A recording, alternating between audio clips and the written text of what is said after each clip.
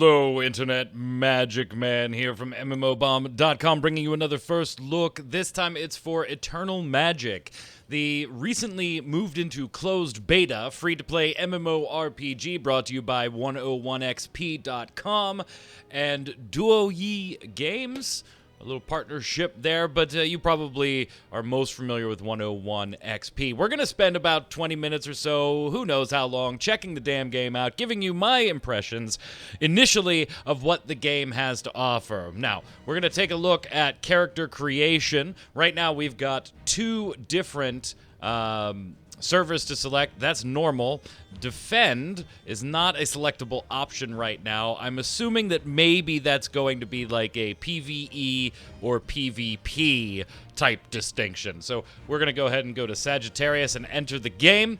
I've already got a character created, as she'll come up in just a moment here. Nadelia, level 42. And no, I was not given any accounts or anything for this particular closed beta session, which started 2 days ago. The level cap is 50. I believe the game's level cap, from everything I see in the menus as far as dungeons and things you can queue up for, is going to be initially level 60, but for the beta you can only get to 50. And yeah, I achieved level 42 in like 2 days, and it wasn't even a lot of gameplay in either day. So take that for what it's worth. It may be that the experience is jacked up. For the closed beta testing purposes, we've been given currency basically every day to do different things with, in the mail too. So there's a lot going on in the first look here that may not be there when the game hits open beta. If you want to jump into closed beta, you will have to buy a founders pack. They range from 15 USD to 65 USD. If you want to jump into closed beta, and they also have other perks and early access, things like that.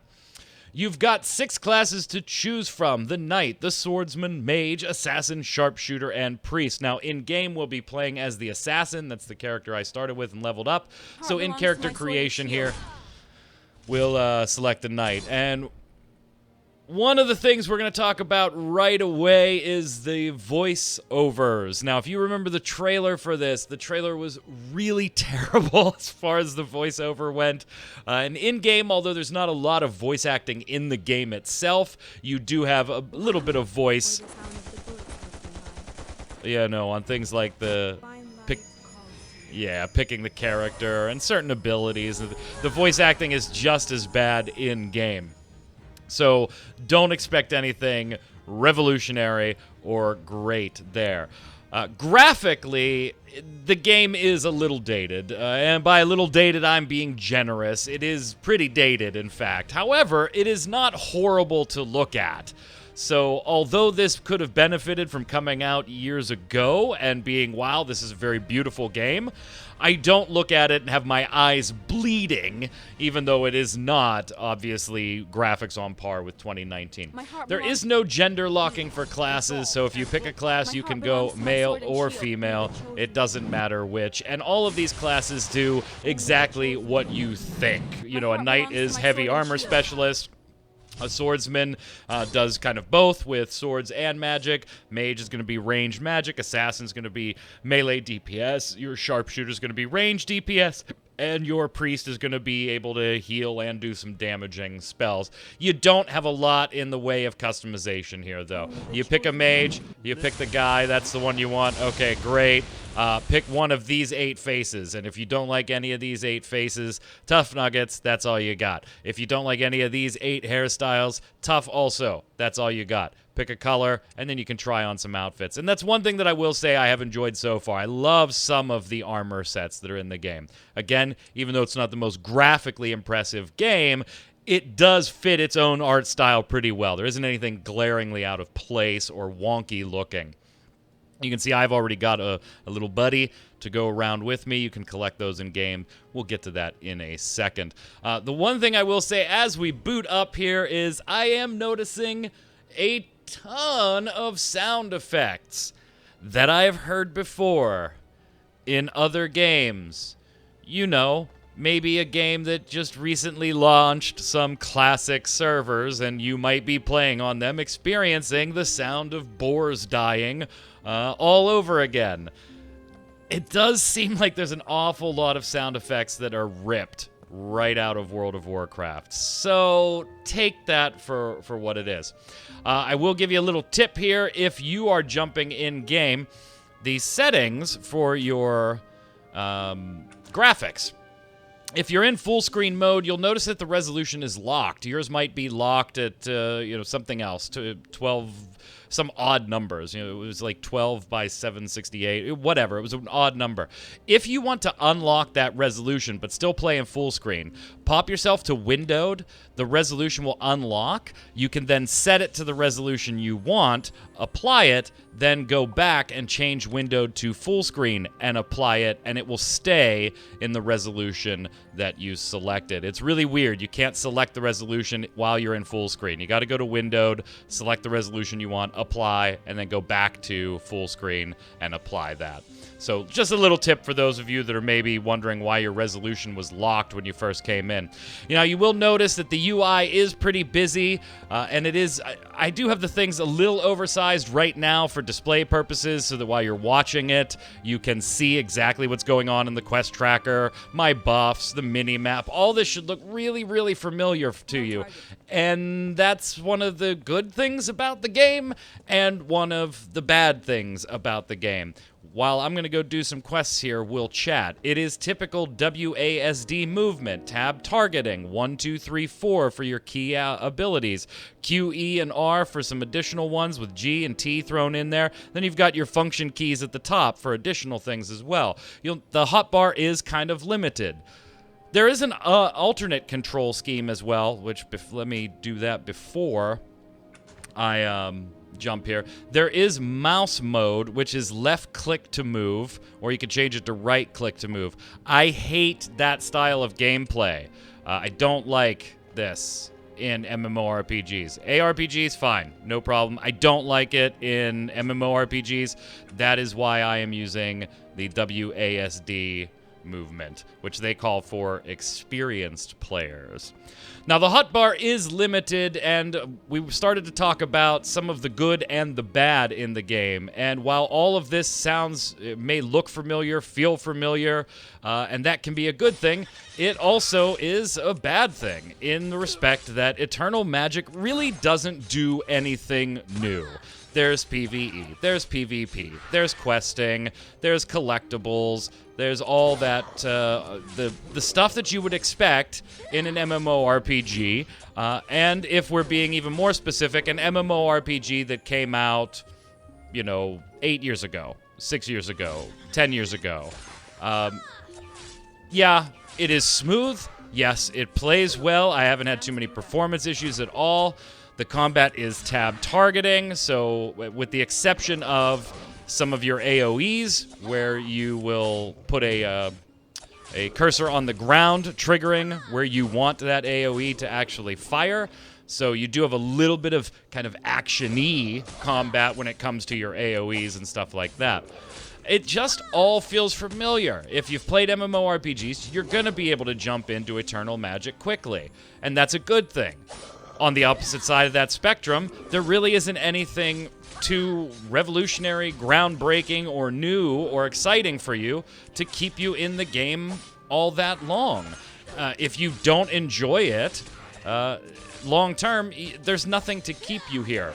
I will say that it does scratch kind of that itch right now. I think they're going into some betas at the right time, in between a couple of bigger releases, and gives this a nice feel of, I'm going to use this to waste my time while I'm waiting for X to come out, whatever X you are waiting for. World of Warcraft Classic launching notwithstanding, of course.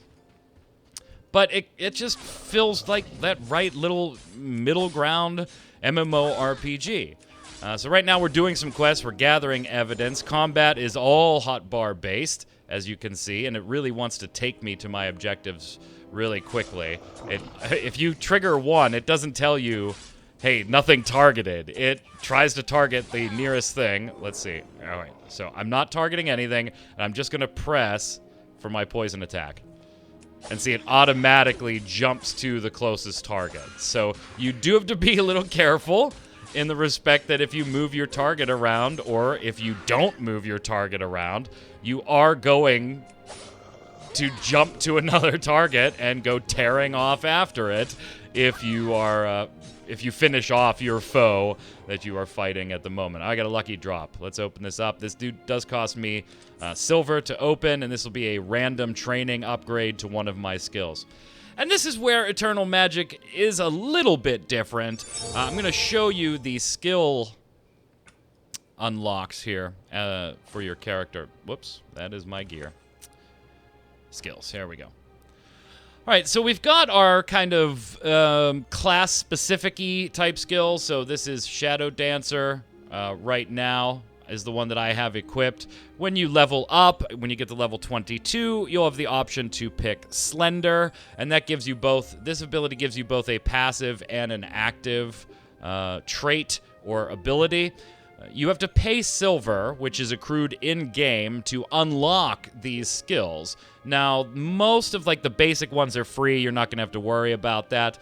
Even opening up some of the more advanced ones is free, but then upgrading them or rune socketing them, that is where you will spend your silver. And as you can see, again, closed beta, so take the experience gains per quest and the silver gains and all that with a grain of salt. Could change as we go into open beta.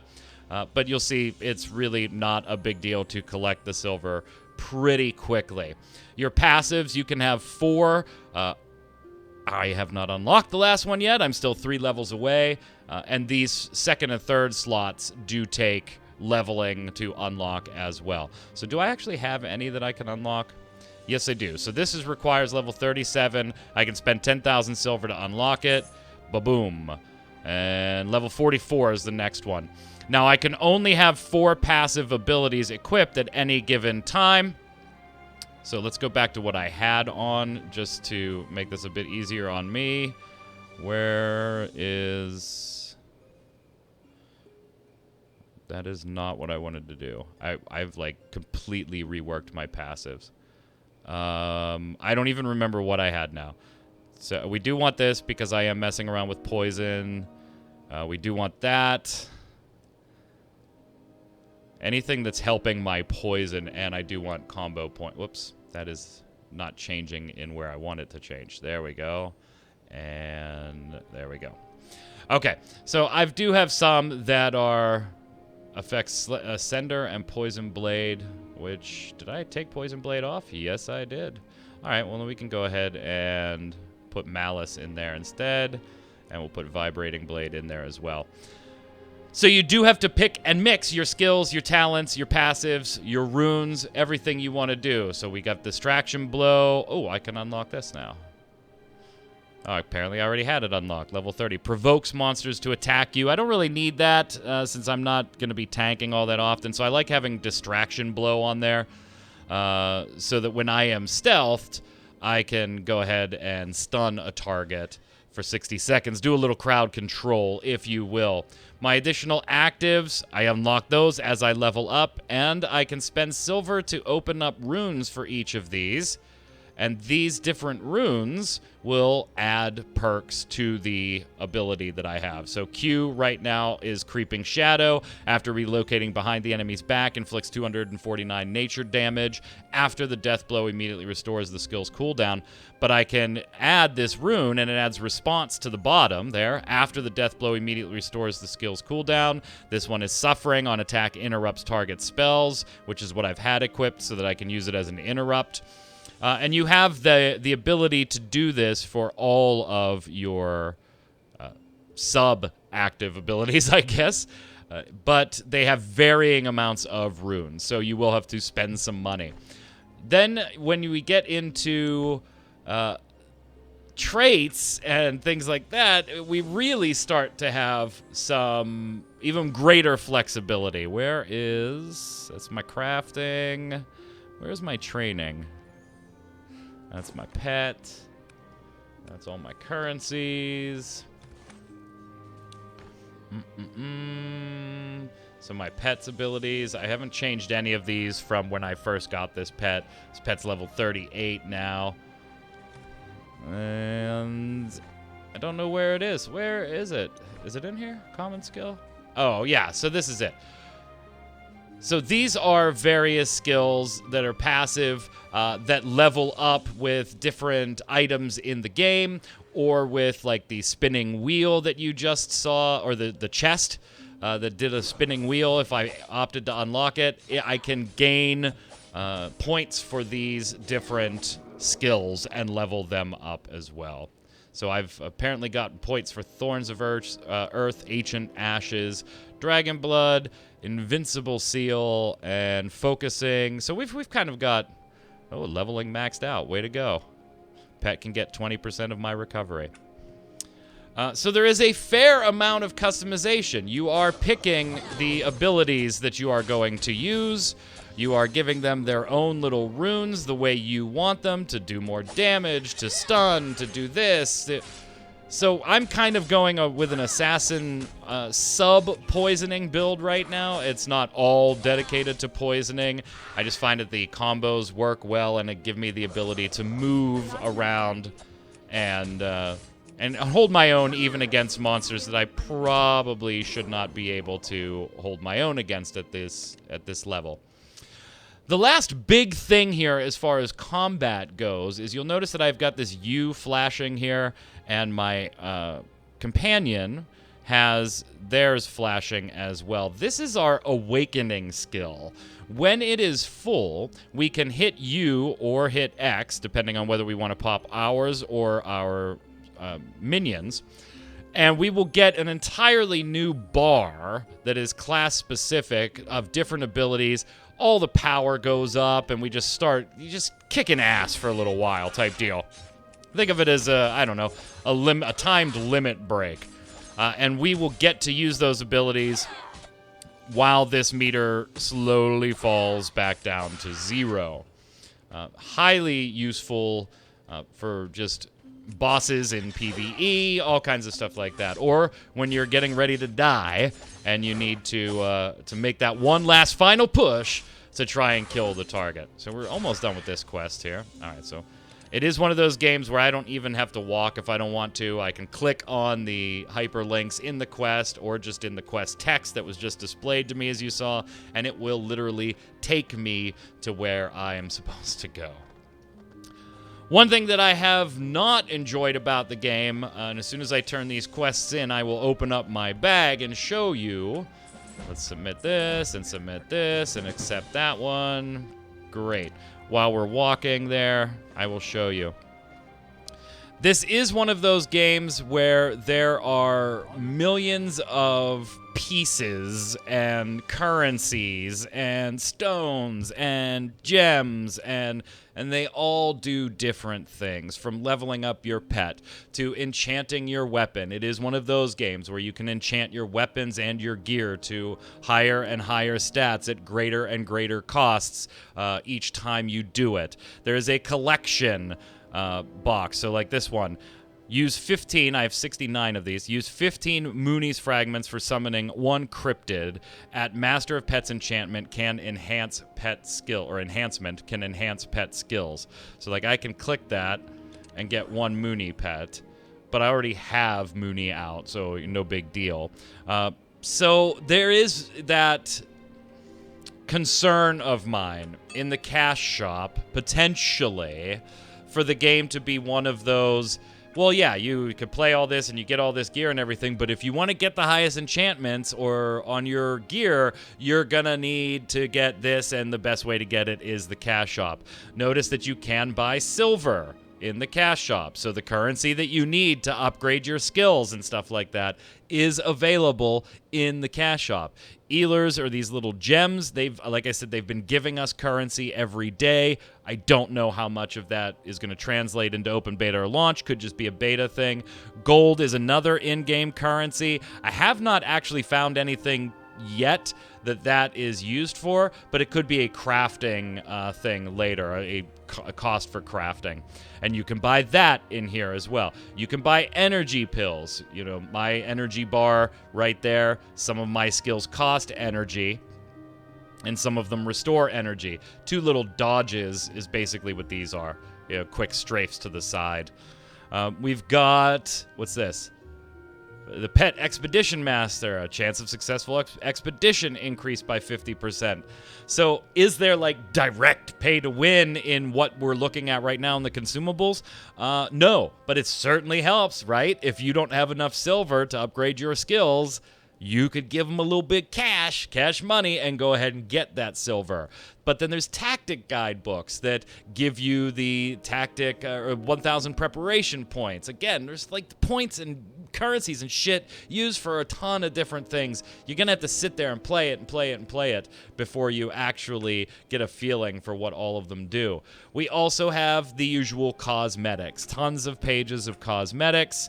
These are different clothes that we can get. We have mounts that we can buy, some of which are going to be based off of our current riding skill, like the Winter Sleigh, some of which seemed to be already locked in at a speed, like this one says get a high-level horse ride speed is increased by 225. This is also a two-person mount for a couple, so there you go, have some fun. Then we've got gifts where we get the cards are things like mini subscriptions, 15,000 gold, 30 days platinum privileges, so you can have your little subs, 300 illirs right now, typically 3,000, so I guess they just want us to test it out type deal. So the cash shop is a bit of concern because it does, at least to me, because it, oh, here's more illirs just sitting in my inventory.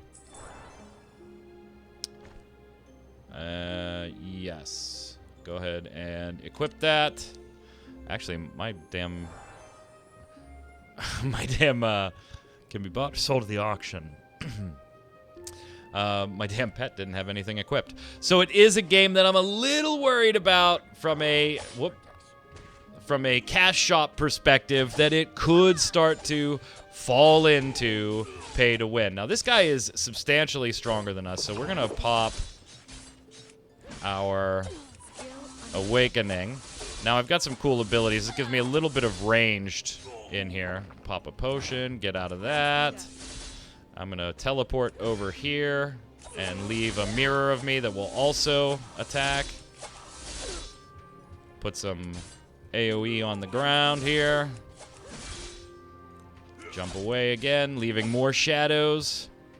Let's awaken my companion. We're just using awakenings all over the place. We're in bad shape health-wise. Let me pop Q. Oh, boy. That's what I get for not realizing what I was walking into there when I was just like, yeah, let's fight. They are actually recommending that the squad do this. So, probably could have won that had I known what I was going into. I would have prepped a little bit better. But let's take a look around the rest of the menus. We've got our achievements where we get points for different things. Here we also unlock chests when we achieve certain ranks. So I'm pretty close. 15 more achievement points and I get this fun little chest. The game rewards you for absolutely every frickin' thing. You get login bonus stuff. You get level up stuff. You can get additional bonuses if you buy the Royal benefits package just for being logged in for certain amounts of times. And let's check in.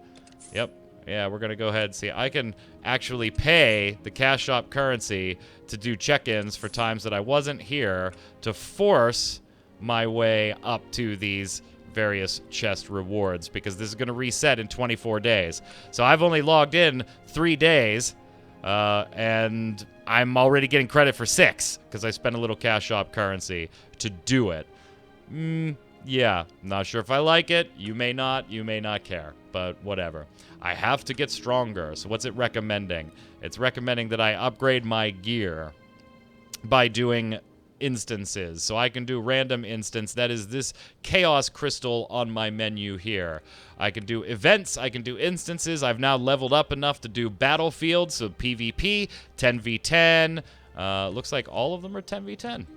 So there you go. Required level 35 to start PvPing. We've got our tutorial. You'll be in and out of these as you're leveling up. They're basically little mechanics on how to dodge and things like that. Challenges, these just opened up for me too. Believed himself to be the embodiment of justice, went to prison for abusing his power, escaped only to join the Oracle and once again become a public menace. So it's a boss fight. We're going to fight a particular boss. Let's go ahead and do an instance. We'll queue up for a random instance. You can just click enter and start doing these solo.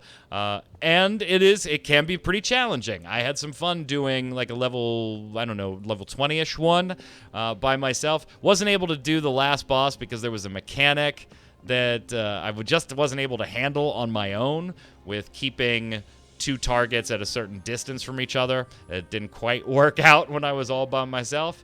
We can go ahead and enter this now. You know what? We'll wait. We need 2 more. A party of 5. So we've got me as an assassin. We've got a swordsman. We've got a knight.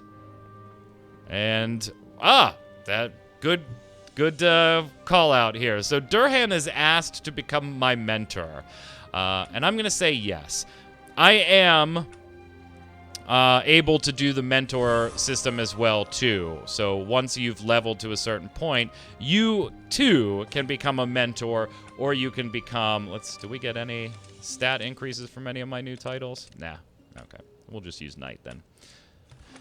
The mentor program is basically you taking on kind of apprentice or apprenti, you know? And you can help them with quests and things like that. And by doing that, you will get bonus experience, bonus gold. When you're at max level, you'll get these bonus gems that are used at max level. If your apprentices, on the other hand, they are getting perks from you helping them too. So what is all this? Oh, these are my rewards for backdating me logging in daily. Nice. We'll take all of it. Why not? Can't take it with you. So that program can be beneficial to both the people that are taking on apprentices and to the mentors themselves. I do not have any at the moment for myself, but I am now a student of Durhan. And you can see in the rewards, so my disciple rewards for helping disciples complete quests. Their mentor receives silver from students. For helping students complete quests, the mentors can receive this and this and this. So you have quite a bit of reason to cooperate and work together. In fact, we need to get our ass in that instance. We have 5 people there already. We'll run this and then we'll call it a first look. My overall opinions of the game. I'm enjoying it, probably more than I expected to, particularly when I saw the very first trailer, which was just hot garbage. It was just awful as far as the voiceover went, and just not a great trailer. Is it visually impressive? Nope. Is it mechanically impressive? Nope. Does it do what it sets out to do well? I think it does.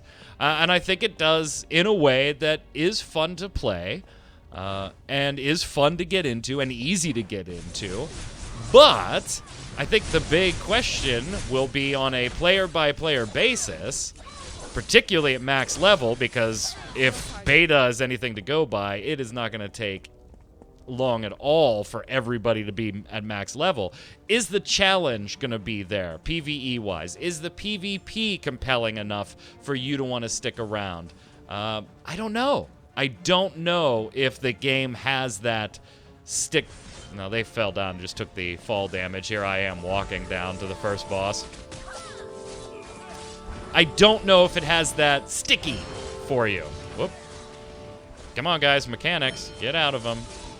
I again have seen interesting mechanics, but nothing that I wasn't used to already. Hey, these two creatures, they got to stay apart from each other. If you have this particular debuff on you, then you need to be far away from all of your team members. Stay out of the AoE on the floor. It's easy to jump into, and I know I keep saying that, but it really is. And I think that's what causes me to be enjoying it, is that it plays like I would expect it to play. Will I stay playing it? That's another story altogether. I don't know. I don't think so. I would be surprised if endgame there was enough to keep me interested. This little extra chest is another chest of training. I'm going to go ahead and pay for it and see what do we upgrade this time. Oh, Thorns of Earth again. Got some more training points. All right. Off we go. Let's mount up. Oh, it's forbidden in here. We're indoors. That's right. You can mount in certain instances that are outdoor segments. I have done that before. Want a donut? Oh, that's a bun. Oh, come on. You could just call it a donut. And I don't know if we've come across any sound effects that are World of Warcraft. I mean, as soon as you start playing this, you will kill boars in this game, and you will say, that's the World of Warcraft boar sound. There was also another little questionable... whoa! Another questionable decision that I think the developers made. I did not mean to pull this. I gotta take this over to my team here. There was a quest to kill Jew dragons. And upon first glance, you might go, wait a minute. What? And that's actually a term. I'm not sure why they didn't just call them bearded dragons in the game, just to avoid any confusion. But yeah, it caught me a little off guard at first. I was like, whoa, wait, what? What am I? Oh, yeah. Should have just called them bearded dragons, guys. So there's some localization that, you know, it definitely was not catered to a Western audience with some PC things. Even some quest text was like, that's not really PC, but whatever. I got new mail, yeah. Now this loot is mine. You don't have to roll like against your teammates or anything. Was that it? Oh no, I'm gonna say. Now we gotta head to the land of mighty forest. Yes, the good old land of mighty forest. Let's get it. Get it. And again, there's a lot of UI customization that I did not do. I wanted you to have the first look, the way the game looks. Like you can turn some of these names off and scale things down a little bit. And I have things oversized just a little bit so that you can get a sense for all the controls and everything that's going on the screen. Do we even have a healer? Swordsman, assassin, knight, swordsman, and assassin. So no, we need to watch our own HP here because nobody's going to be really healing us. Dodge boulder throw at the right time. Dodge earthquake followed by stone fall. So over there it is giving us kind of a breakdown of the abilities, and when we get to the boss, you'll see that the boss's abilities, this is the boss's abilities actually, so it does give us an idea, kind of like the World of Warcraft dungeon guides, and some other games have now implemented those too, except this one's literally right in your quest text. Come on. Get in there. Now, I keep using a combination of 1, 2, and 3 for the most part, and then a little bit of a payoff with 4 when you see that my assassin gems to the right of me get to 4 or more is usually when I want to pop my 3rd ability or my 4th ability, just so that they can do max damage. Because damage is based on how many of those that I actually have. There it is. Done. We will claim that chest. We will pay the silver. Did we get a lucky loot one? No, we did not. Recollection soldier. Shoulders. Duh. Come on. Pick him up. Full. Oh. Yeah, listen to that voice. Like, backpack full. Thanks for coming into work today and doing the voiceover. Alright, we'll take the Stardust. We'll take the pig fragments. I don't want the Hellfire shoulders anyway. So we will split. And with that, I think we will call it a first look, gang. This has been Eternal Magic, currently in closed beta. If you want in, you've got to buy the Founders Pack, ranging from $15 to $65, or you can just wait till open beta. It will be free to play. I hope you've enjoyed this. Let me know your thoughts about the game below in the comments. And until next time, gang, this is Magic Man saying stay safe, and we'll see you out on the servers.